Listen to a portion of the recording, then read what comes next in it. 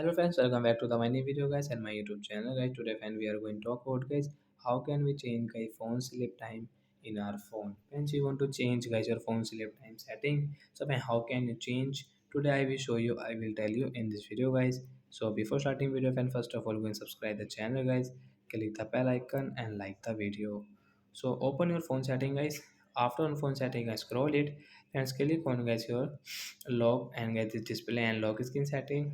And guys you can see guys your phone sleep time setting guys, tap here to change.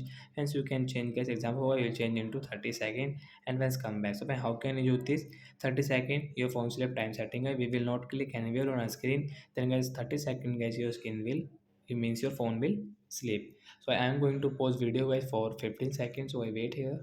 So friends, you can see guys after 30 seconds guys your phone screen will, means your phone will sleep guys, like that. So like that guy we can change guy phone sleep time setting. So that's it guys, thanks for watching the video, bye guys.